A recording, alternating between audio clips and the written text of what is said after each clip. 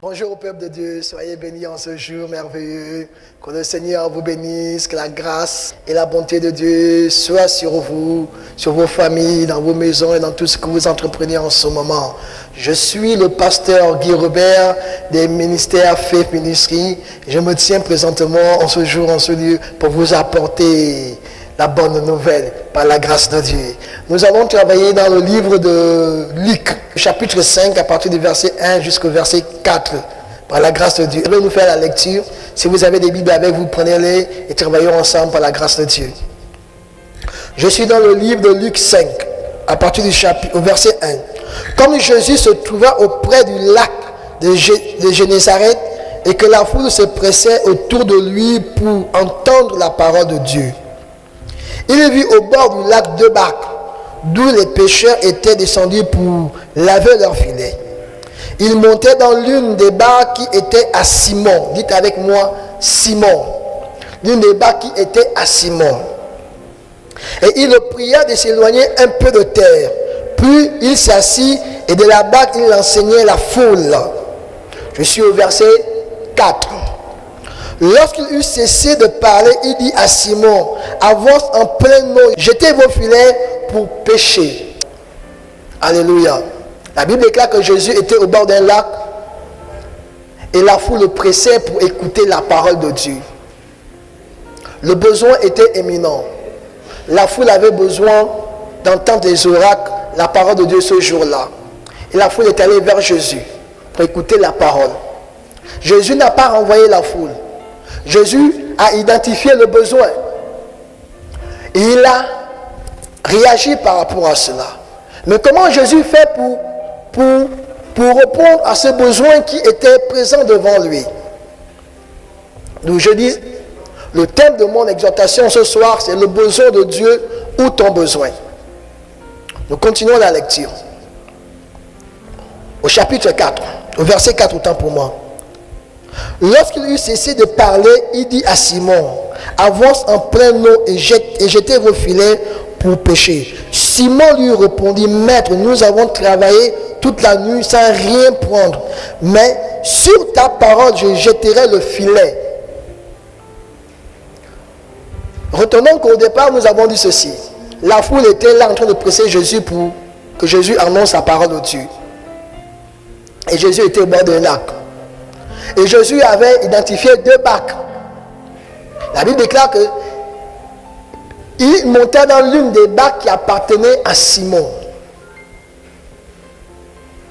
Pour la petite histoire, comprenons que Simon était un pêcheur qualifié. Sur ce texte, la Bible déclare que Simon avait pêché toute la nuit sans avoir obtenu gain de cause. Il a travaillé. Il a fait comme il pouvait, mais il est rentré bredouille. Simon était un businessman. Simon avait des responsabilités, avait une famille. Sûrement dans l'esprit de Simon, il se posait des questions.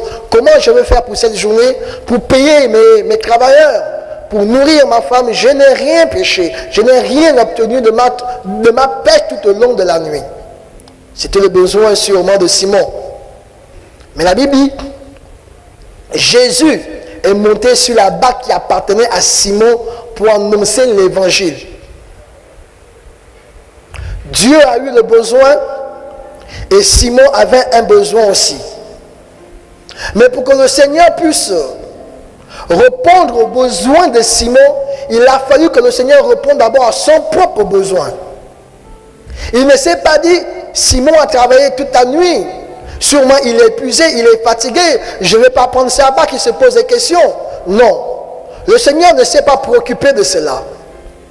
Le Seigneur a vu la foule. Et le désir que la foule avait pour écouter l'évangile.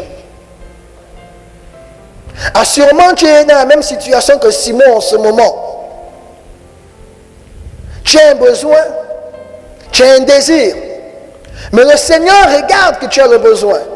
Mais le Seigneur regarde aussi à son besoin. Le Seigneur te demande, comme il a demandé à Simon, donne-moi ta barque. Pour que moi je puisse annoncer l'évangile.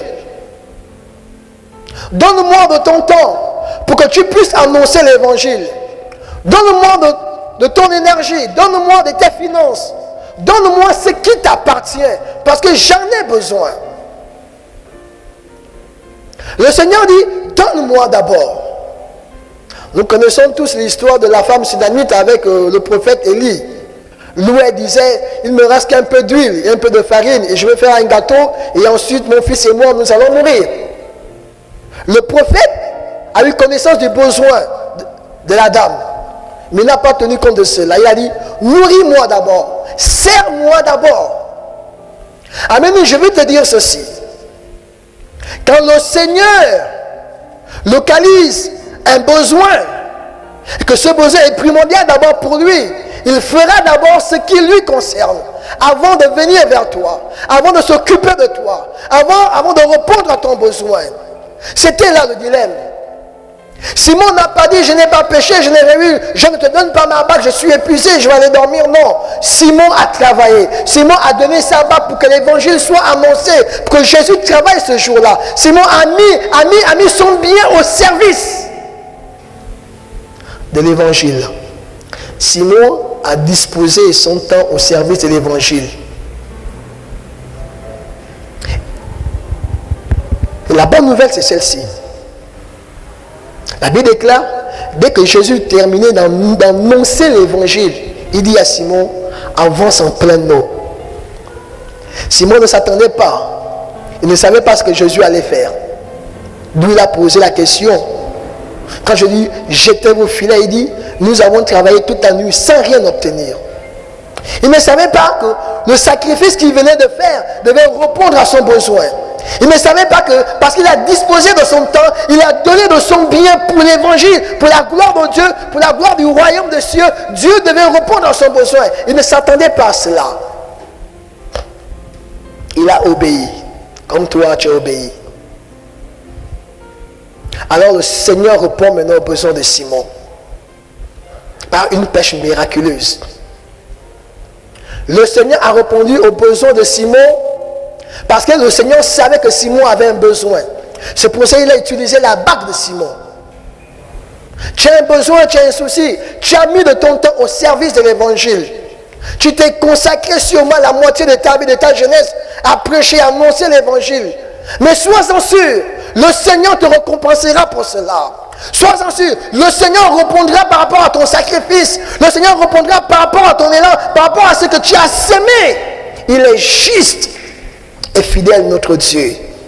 Quel que soit ce que tu as semé, pour la gloire de Dieu, pour l'œuvre de Dieu, sois-en sûr en ce jour que le Seigneur ne l'a pas oublié. Le Seigneur ne t'a pas oublié. Le Seigneur ne t'a pas oublié. Le Seigneur n'avait pas oublié Simon. Il a dit, jetez vos filets. Et la suite de l'histoire nous dit ceci. Ils n'arrivaient plus à retirer les filets de l'eau. Parce que les filets étaient remplis. Je dis remplis de poissons. Alléluia.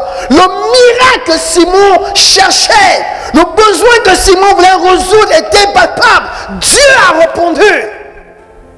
A changé la donne.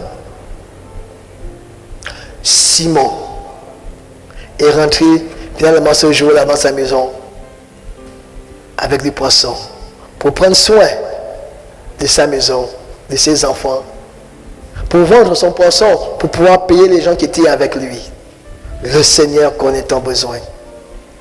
Il va réagir. Il va te répondre.